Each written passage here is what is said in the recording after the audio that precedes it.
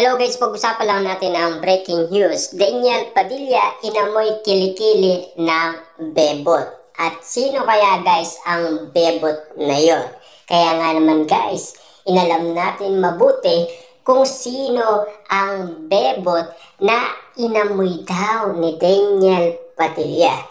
Pagkakaalam natin guys, noon ito ay nangyari sa probinsya kung saan nagbakasyon si Daniel Padilla kasama si Anthony. Kaya nga naman guys, mas mabuting alamin natin sa bali-balita kung sino ang tinutukoy niyang bebot. Na kailangan guys, malaman din natin kung ano ang reaksyon ng mga tao sa ginawa umano ni Daniel Padilla. Na alam naman natin kasi guys, no, marami kasi sa mga kababaihan na talagang kilig na kilig umano kay Daniel Padilla hanggang ngayon. Kasi gwapong-gwapo pa rin guys si Daniel Padilla at mas lalo pa siyang gumagwapo kahit na iwalay na sila ni Catherine Bernardo. Yan kasi guys ang nalaman natin na pinag-uusapan at pinagkakaguluhan sa social media. Kaya nga naman guys, napakaswerte ng bebot na to. Kaya nga naman guys, pinagkakaguluhan sa social media at pinag-uusapan at pinagpepestaan. Dahil ito ay nangyari sa probinsya. Dahil nakabakasyon si Daniel Padilla at Anthony at lalo-lalo na guys, extended ang bakasyon ni Daniel Padilla at sulit na sulit guys ang kanyang bakasyon dahil marami silang nagawa. Dahil nga naman kasi guys sa init ng panahon, kitang-kita naman natin guys, nagpainit din si Daniel Padilla dahil nag-swimming siya kasama umano guys ang kanyang pamilya at lalong-lalo na guys ang kanyang mga kaibigan at siyempre ang kanyang mga kababayan nandoon sa probinsya.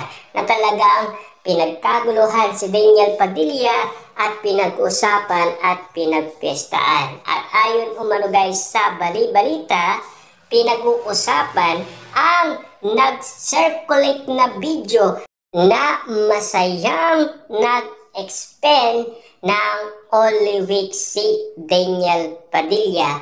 Lalo-lalo na kasi guys, spotted sila sa probinsya. Na alam naman natin kasi guys, pinagkakaguluhan doon si Daniel Padilla ng mga kababaihan. Siyempre, alam naman natin guys, no, kahit sino ay mapapakilig kay Daniel Padilla. Karamihan nga naman kasi guys, mga kababaihan.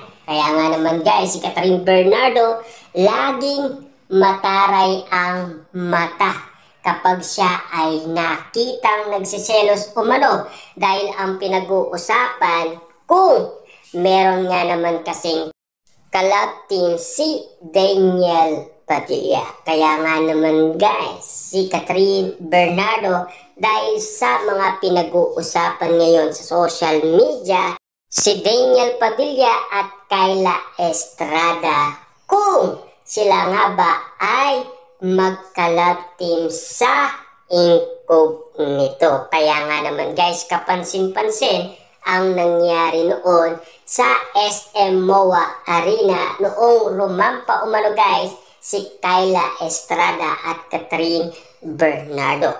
Nakita umano guys ng mga netizens ang pambihirang mga mata ni Catherine Bernardo na sobra kung mataray ito dahil nakita nilang nagseselos daw ito kay Kayla Estrada. Siyempre, dahil may mga kapanayan na pinagkakaguluhan siya sa lugar ay naging siyang nagpa-picture. At alam naman natin guys, no, si Daniel Padilla talagang pinag-uusapan doon sa probinsya.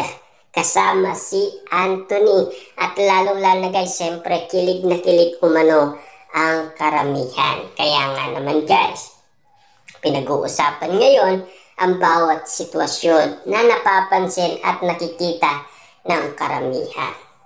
Sa bawat mga nangyayari ngayon guys na kaguluhan sa social media ay pilit pinag-uusapan at siyempre samot-saring reaction ang natatanggap natin guys na pinag-uusapan dahil alam nyo naman siguro guys ang bawat eksenang nangyayari ngayon ay talagang patindi ng patindi dahil inaalam natin guys bawat bali-balita patungkol umano guys kay Daniel Padilla, lalong-lalo na sa isang bebot. Ang 7 ang naging sentro ng kontrobersya ay ang pakikipagkulitan niya sa grupo ng kabataan. Chinika niya sa naturang clip. Umandar ang pagiging makulit ni Daniel Padilla. Hinawakan niya at hinimas ang kilikili ng isang babae at inamoy ito sa kanyang palad. Wow, grabe nga naman guys, no? Kapansin-pansin nga naman kasi ang bawat eksenang nangyayari kung bakit nga naman kasi guys pinagkakaguluhan si Daniel Padilla. Pero ang narinig natin dito guys, nakipagkulitan daw si Daniel Padilla at inawakan at inimas-imas ang kilikili ng isang babae at inamoy pa ng kanyang palad. Kakaiba nga naman kasi guys ang nangyaring ito na alam naman natin kasi guys marami ang nag-react sa nasabing video clip kung saan nakita si Daniel Padilla. Ayon umano guys sa karagdagan ng balita, umani naman ng samut-saring reaksyon sa kibitser ang nasabing eksena. Hirit ng mga katkatera at sausawera, trip daw pala ng aktor ang mag-amoy ng kilikili. May mga nagtanggol naman sa aktor at nagsabing walang mali siya ang ginawa nito dahil pinsan niya ang nabanggit na bebot. Ibig sabihin, pinsan daw ni Daniel Padilla at wala daw mali siya. Ibig sabihin, kaya nga naman guys pinagtanggol ng isang netizens dahil ang sinasabi ay pinsan niya. Kaya nga naman guys nakipagkulitan si Daniel Padilla sa nasabing pinsan pala. Kaya nga naman guys walang mali siya sa ginagawa ni Daniel Padilla. Ibig sabihin, ganun daw talaga si Daniel Padilla. Lalo-lalo guys, nakita na natin ginawa na yan ni Daniel Padilla kay Catherine Bernardo noon. At ito pa guys ang karagdagang balita. Ito ang random na kwento ng mga nakapanood na nabanggit na clip. Hindi ko alam kung matutuwa or matatawa. Hahaha, lakas ng trip ni Daniel Padilla. Lahat ginagawa ng issue.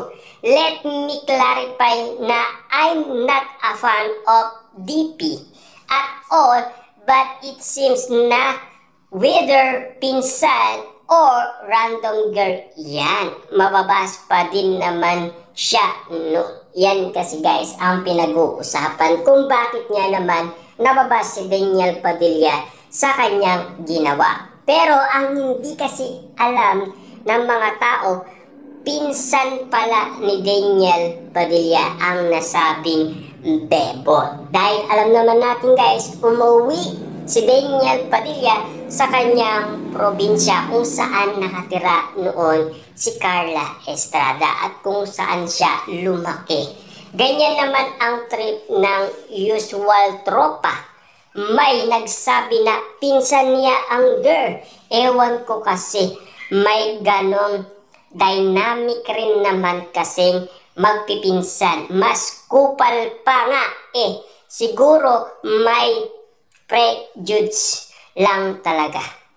Kasi hate na hate niya siya. Just having fun.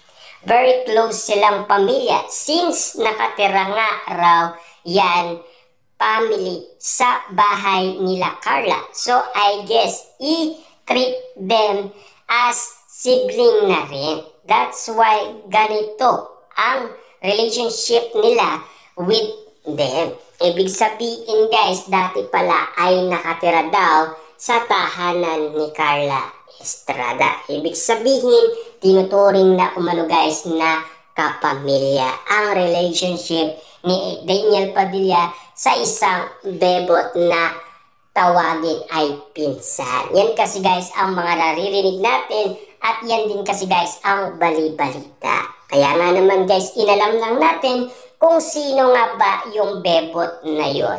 We can judge him when it comes to his relationship with Catherine kasi broadcasted, pero I don't think we have the right to judge his relationship with his family, especially na kitang-kita naman how close and tight their bond.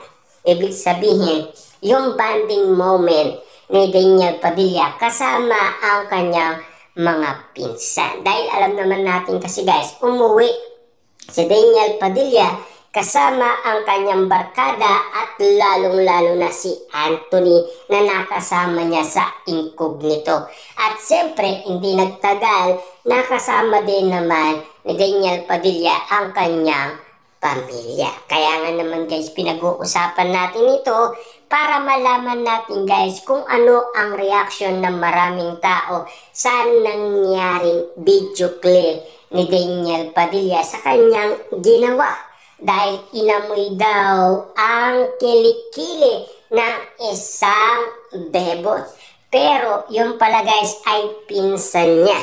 Kasi parang nakikilala umano guys ng mga netizens ang nasabing bebot. Kaya nga naman guys, alam nila na walang masama at walang mali siya sa ginagawa ni Daniel Padilla. Yan lang kasi guys ang pinag-usapan sa bali-balita sa atin.